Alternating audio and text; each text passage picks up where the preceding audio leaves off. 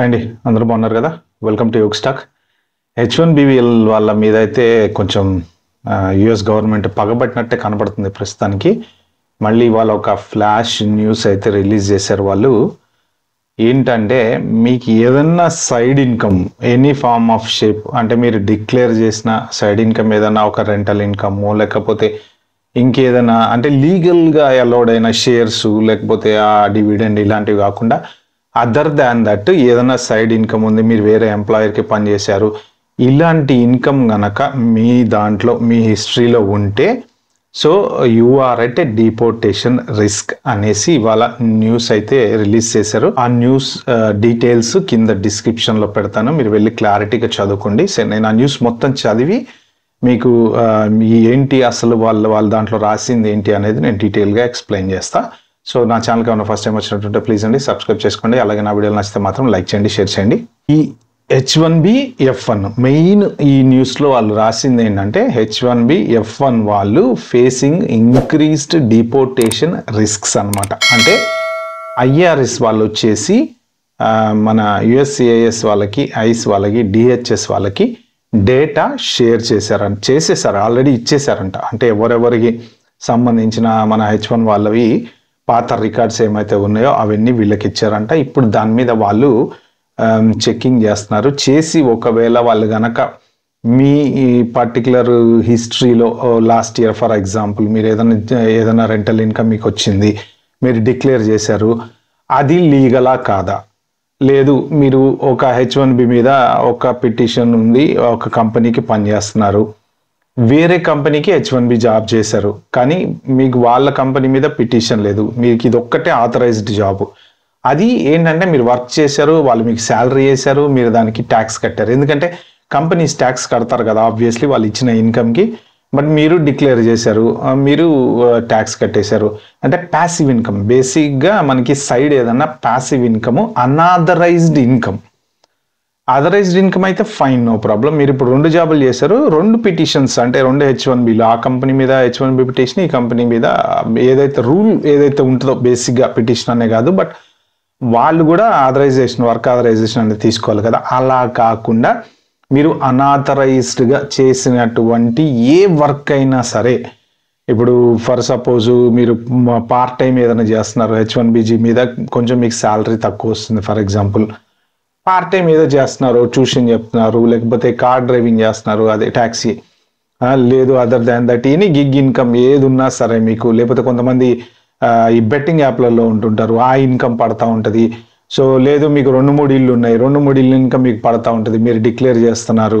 So ఆ tax declare చేసినటువంటి ఇన్కంలో ఏ income అయినా సరే వాళ్ళు ఒకవేళ ఇది కనుక అనాథరైజ్డ్ ఇన్కమ్ అని ఫీల్ అవుతే డెఫినెట్గా మిమ్మల్ని డిపోర్ట్ చేస్తారనమాట. అయితే ఇది ఎక్కడ జరుగుతుంది అంటే first of all port of ఎంట్రీలో సీరియస్గా క్వశ్చన్స్ అడుగుతున్నారట. సో నెక్స్ట్ వచ్చేసి స్టూడెంట్స్, F1 స్టూడెంట్స్ ఎవరైనా సరే ఇప్పుడు ప్రెసెంట్ H1 మీద ఉన్నా సరే పాస్ట్ హిస్టరీలో మీరు ఒకవేళ ఏదైనా part time job unauthorised work కిందకు వస్తుంది కదా. మీరు ఇప్పుడు లాస్ట్ ఇయర్ స్టూడెంట్ అండి, ఫర్ ఎగ్జాంపుల్ OPT మీద CPT మీద ఉన్నారు, అంతకన్నా ముందు చదువుకునేటప్పుడు మీరు ఎక్కడైనా సూపర్ మార్కెట్లో పనిచేశారు, వాడు మీకు శాలరీ చేశారు. అంటే ఇన్ని రోజుల నుంచి ఎవరు పట్టుకోలేదు కాబట్టి ఇదంతా నడుస్తూ వచ్చింది. ఇప్పుడు మీరు H1B మీదకి వచ్చారు.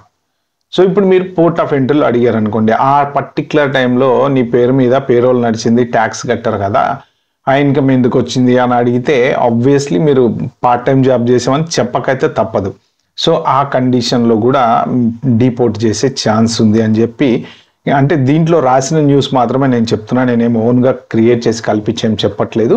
ఒకవేళ మీరు ఇప్పుడు H1 ఎక్స్టెన్షన్కి వెళ్ళారు, ఫర్ ఎగ్జాంపుల్ H1 ఎక్స్టెన్షన్కి వెళ్ళినప్పుడు వాళ్ళు ఏమన్నా ఈ ప్యాసివ్ ఇన్కమ్ అంటే మీకు సైడ్ ఏదన్నా ఇన్కమ్ ఉంది, డిక్లేర్ చేశారు, అన్ఆథరైజ్డ్ ఇన్కమ్ అని కనుక వాళ్ళకి అనిపిస్తే ఇమ్మీడియట్గా వీసా డినై చేసి మిమ్మల్ని ఇమ్మీడియట్గా రిమూవల్ ప్రొసీడింగ్స్లో పెడతారంట. సో అది దాంట్లో వాళ్ళు చెప్పింది. ఒకవేళ ఫర్ ఎనీ రీజన్ మిమ్మల్ని కనుక అబ్జెక్ట్ చేస్తే పోర్ట్ ఆఫ్ ఎంట్రీలో అయినా, ఎక్స్టెన్షన్కి వెళ్ళినప్పుడు అయినా, ఏదైనా జనరల్ చెకింగ్లో అయినా, ఇప్పుడు కొత్తగా రీసెంట్గా ఏంటంటే స్టాప్ అండ్ చెక్ చేస్తున్నారు కదా, స్టాప్ అండ్ చెక్ చేసినప్పుడు కూడా కొంచెం బ్యాక్గ్రౌండ్ డీటెయిల్స్ అడుగుతున్నారంట. నువ్వు ఏమైనా పార్ట్ టైం చేసావా, అది చేసావా, ఎక్స్ట్రా ఏమైనా చేసావా, ఇట్లాంటివన్నీ అడుగుతున్నారంట. ఒక రకంగా డేటా గ్యాదర్ చేసి వీళ్ళు యుఎస్ఏఎస్ వాళ్ళు, డిహెచ్ఎస్ వాళ్ళు, ఐఆర్ఎస్ వాళ్ళు షేర్ చేసుకుంటున్నారు. నేను ఇంతకు ముందు ఒకసారి చెప్పాను మీకు, వీళ్ళు అన్ని డిపార్ట్మెంట్స్ అన్ని కలిపేశారు. మొత్తం వీళ్ళు ఒకళ్ళకొకళ్ళు డేటా షేరింగ్ చేసుకుంటున్నారు. ఆ షేరింగ్ చేసుకోవటం వల్ల ఏంటంటే ఫుల్ ఇన్ఫర్మేషన్ అందరి గురించి వీళ్ళ దగ్గరికి అయితే వస్తుంది. కొన్ని పాయింట్స్ నేను చెప్తాను. నేను ఆ పాయింట్స్లో కనుక ఒకవేళ మీరు ఏమన్నా డిక్లేర్ చేసిన ఇన్కమ్ ఉంటే మాత్రం అంటే 100% డిపోర్ట్ చేస్తారని చెప్పలేదు, బట్ వాళ్ళు న్యూస్ రిలీజ్ చేశారు అంటే డెఫినెట్గా ఏదో ఒకటైతే బ్యాక్గ్రౌండ్ చెక్ అనేది జరుగుతుంది అనమాట. ఎట్లాంటివి అంటే ఇప్పుడు ఒకటి, మీరు వేరే ఎంప్లాయర్ దగ్గర H1B లేకుండా పనిచేయడము, తర్వాత ఏదైనా ప్రాక్సీ ఇంటర్వ్యూ అటెండ్ అయ్యి ఆ డబ్బులు మీ దాంట్లో వేసుకోవటము, తర్వాత ఇల్లీగల్గా ఏదైనా మీరు 2-3 ఇల్లు కొని ఆ రెంట్లు మీ దాంట్లోకి వస్తున్నా మీరు డిక్లేర్ చేసినా అది ఆథరైజ్డా అన్ఆథరైజ్డా, మీకు ఆ ఇన్కమ్ రావచ్చా లేదా అనేది ఒకటి. అదర్ దాన్ దట్ ఇప్పుడు కొంతమంది ఏంటంటే ఆన్లైన్లో పార్ట్ టైం వర్క్ చేస్తూ ఉంటారు. ఏది మన ఈ వెబ్సైట్లు ఉన్నాయి కదా, కొన్ని వెబ్సైట్లలో మనం ఫ్రీ వర్క్ అని లేకపోతే అట్లాంటి వాటిలలో మనమే ట్యూషన్లు చెప్పటము, లేకపోతే ఏదైనా గ్రాఫిక్ డిజైనింగ్ చేసి పెట్టడము. మనకి స్కిల్ ఉందండి, వాడుకుంటాం, తప్పేముంది. ఎక్కడొక్కడ ఏదో ఒకటి, కొంతమంది యూట్యూబ్ తమ్మునేల్ చేస్తుంటారు, లేకపోతే యూట్యూబ్కి ఇన్కమ్ కోసం ఏదో ఒకటి చేస్తూ ఉంటారు. అప్ వర్క్, ఫీవర్ అని ఇట్లాంటి కొన్ని వెబ్సైట్లు ఉన్నాయి కదా, మీరు ఆ వెబ్సైట్లలో పని చేసినప్పుడు ఏంటంటే వాళ్ళు క్యాష్ ఇన్ అండ్ ఇవ్వరు కాబట్టి డైరెక్ట్ అకౌంట్కే వేస్తారు. మీరు ఎట్లా అకౌంట్ ఇన్కమ్ వచ్చింది కదా డిక్లేర్ చేస్తారనమాట. ఒక రకంగా చెప్పాలంటే అది అన్ఆథరైజ్డ్ వర్క్ కదా. H1B ఎవరు పిటిషన్ అయితే ఏ ఎంప్లాయర్ మీద ఉంటుందో ఆ ఎంప్లాయర్ దగ్గర నుంచి వచ్చినటువంటిదే మనకి లీగల్ ఇన్కమ్ అనమాట. అదర్ దాన్ దట్ ఏం చేసినా సరే illegal, unauthorised, whatever you call it, unauthorised income అవుతుంది అనమాట. తర్వాత మీరు ఏదైనా ఓన్ బిజినెస్ చేస్తున్నారు. ఫర్ ఎగ్జాంపుల్ కొంతమంది ఏంటంటే చాలామంది ఈ షాపులు ఉంటాయి కదా, మన పెట్రోల్ బంకులు, ఆఫ్ లైసెన్స్ షాపులు, ఇట్లాంటివి పెట్టారు. ఇటు H1B మీద జాబ్ చేసుకుంటా కొంత ఇన్కమ్ బాగా వస్తుంటే ఏం చేస్తారు, వేరే చోట ఎక్కడో ఇన్వెస్ట్మెంట్ చేస్తున్నారు. ఇన్వెస్ట్మెంట్ చేసినప్పుడు ఏమవుతుంది, మీకు ఎంతో కొంత డివిడెండ్లో లేకపోతే శాలరీ అనో some what ever it is తీసుకుంటారు కదా. తీసుకున్నప్పుడు ఏం చేస్తున్నారు, మీరు ట్యాక్స్ డిక్లేర్ చేస్తున్నారు. బట్ అదేంటి అన్ఆథరైజ్డ్ ఇన్కమ్. మీరు బిజినెస్ పెట్టకూడదు. మీరు ఒక ఎంప్లాయర్ దగ్గర H1 మీద పని చేస్తున్నారు, అదే పని చేయాలి. మీరు ఏంటంటే అన్ఆథరైజ్డ్గా ఇన్కమ్ తీసుకుంటున్నారు కాబట్టి అది కూడా ఈ IRS వాళ్ళు, DHS వాళ్ళకి ఇచ్చారనమాట.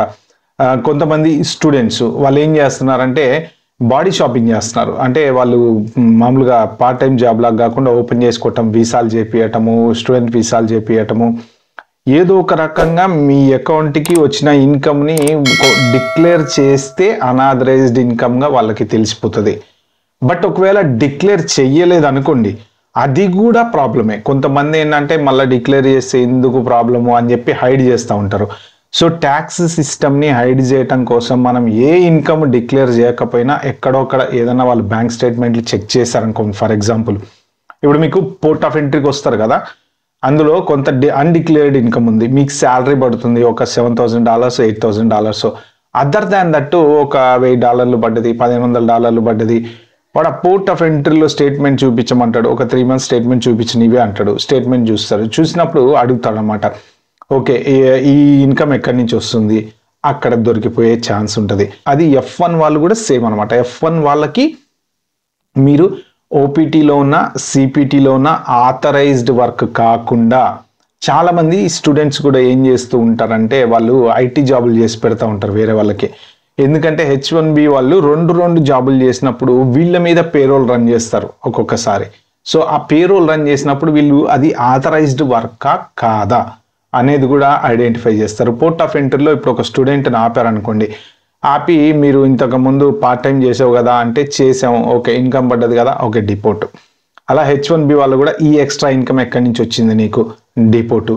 లేదు కొంతమంది ఏంటంటే ప్రాక్సీ ఇంటర్వ్యూలు అయ్యి అటెండ్ అయ్యి డబ్బులు వేయించుకుంటా అంటారు. సో అది ఆ ఇన్కమ్ ఎక్కడి నుంచి వచ్చింది, డిపోర్ట్. ఇలా ప్రతి దానికి వాళ్ళు ఏదైనా సరే అన్ఆథరైజ్డ్ ఇన్కమ్ కనుక కనపడితే డెఫినెట్గా డిపోర్టేషన్ రిస్క్లో ఉన్నట్టు. మీరు ఎంబటి ఇమ్మీడియట్గా with in the next minute, వాళ్ళు రాసింది కూడా అదే, with in the next minute denial and put it అనే డిపోర్టేషన్ లిస్ట్ అని రాశారు. ఇప్పుడు మోర్ దెన్ ఎలకేటెడ్ అవర్స్ చేసినా కూడా, అంటే ఇప్పుడు మనం జనరల్గా ఇప్పుడు వర్కింగ్ అవర్స్ అనేవి ప్రతి కంపెనీ ఎంప్లాయ్మెంట్ కాంట్రాక్ట్లో రాస్తారు కదా 37.5 అని. మీరు అదే కంపెనీలో ఫర్ ఎగ్జాంపుల్ కన్సల్టెంట్ ఇంకో జాబ్ కూడా ఇచ్చాడండి, మీకు ఎక్స్ట్రా అవర్స్ చేస్తున్నాడు, దాని కిందే వేసేసాడు అనుకోండి, ఇది 37.5 40 అవర్స్ చేయాలి ఫర్ ఎగ్జాంపుల్. మీరు ఏం చేస్తున్నారు, ఇప్పుడు బ్యాచులర్స్ కొంతమంది ఉంటారు, ఏముంటుంది ఇంటికి వెళ్ళి వండుకొని తింటా పండుకోవడమే కదా, 8 గంటలు చేయాల్సిన చోట 12 గంటలు చేశారు, 14 గంటలు చేశారు, లేకపోతే ఇంటికి వచ్చి కూర్చొని వర్క్ ఫ్రమ్ హోమ్ చేశారు. మీకు ఆ ఇన్కమ్ ఏం చేస్తారంటే ఓవర్ టైం కింద కలిపి ప్రాజెక్ట్ చేసేదేమో వేరే క్లయింట్కి, బట్ ఆ కన్సల్టెన్సీ వాడు మీకు ఓవర్ టైం కింద యాడ్ చేసి దీని మీదనే పేరోల్ రన్ చేశాడు అనుకోండి, అది కూడా ప్రాబ్లం అవుతుంది అనమాట. అది కూడా వాళ్ళ దాంట్లో క్లియర్గా రాశారు. మెయిన్ ఇప్పుడు ఈ ఐఆర్ఎస్ వాళ్ళ క్రాక్ డౌన్ ఏంటంటే, ఫస్ట్ ఆఫ్ ఆల్ ఒకటి అనాథరైజ్డ్ వర్క్, 2 అన్డిక్లేర్డ్ ఇన్కమ్, 3 ఏదైనా మీరు ఎప్పుడైనా సరే ఇన్ ద పాస్ట్ హిస్టరీలో ట్యాక్స్ కట్టకుండా, ఇప్పుడు మీ ఎంప్లాయర్ మీకు ఇచ్చేటువంటి శాలరీ ఏదైతే ఉందో దానికి ఎంప్లాయర్ ట్యాక్స్ కడుతున్నారా కట్టట్లేదా, అది అంటే కరెక్ట్ పేరోల్ మీకు రన్ చేసి కరెక్ట్గా గవర్నమెంట్కి ట్యాక్స్ కట్టకపోతే మీకు కూడా రిస్కే, అది కంపెనీకి ఎంత రిస్కో మీకు కూడా రిస్కే, అంటే తెలుసుకోవాల్సిన బాధ్యత కూడా మీకు ఉంటుంది కదా, వాళ్ళు ట్యాక్స్ కడుతున్నారా కట్టట్లేదా అని. సో దీంతో పాటు ఏమైనా ఒకవేళ మీకు ఈ చిన్న చిన్న అంటే పార్కింగ్ టికెట్లు అవి పెద్ద ప్రాబ్లం కాదు, కానీ పోర్ట్ ఆఫ్ ఎంట్రీలో వీళ్ళు సీరియస్గా తీసుకునేది ఏంటంటే, ఇప్పుడు ఒకవేళ ఏమైనా క్రిమినల్ ఇవి ఏమన్నా ఉన్నాయా కన్విక్షన్స్, లేకపోతే డియూఐలో, లేకపోతే స్పీడింగ్ టికెట్స్ అండి. Speeding tickets also causing a lot of trouble actually, ఎందుకంటే అది మనం స్పీడ్ అనేది వెళ్ళకూడదు, వెళ్ళారు ఒక్కొక్కడికి 4 టికెట్లు 3 టికెట్లు 5 టికెట్లు ఉన్నాయి అనుకోండి, అది కూడా ఒక్కొక్కసారి రిస్క్ అయ్యే ఛాన్స్ ఉందన్నమాట. పోర్ట్ ఆఫ్ ఎంట్రీలో వీళ్ళు మొత్తం డేటా రెడీగా పెట్టుకొని క్వశ్చన్ అయితే చేస్తున్నారు. బేసిక్గా ఎవరైనా ఏదైనా అనాథరైజ్డ్ వర్క్లు కనుక మీరు కనుక చేస్తుంటే ఇమ్మీడియట్గా మానేయటం అయితే బెటర్ భయ. H1B మీద మీరు ప్రశాంతంగా పని చేసుకోండి. F1 వాళ్ళు మాత్రం బయట ఎక్కడ పని చేయమాకండి. ఇమిగ్రేషన్ మాత్రం చాలా సీరియస్ అంటే సీరియస్గా క్రాక్ డౌన్ అయితే అవుతుంది. ఓకే, కొంచెం జాగ్రత్తగా ఉండడం అయితే బెటర్ అనమాట. ఓకే ఫ్రెండ్స్, ఇది వీడియోని షేర్ చేసుకుందాం అనుకుంది. వీడియో కానీ మీకు నచ్చినట్లయితే ప్లీజ్ అండి like share subscribe my channel. Thank you.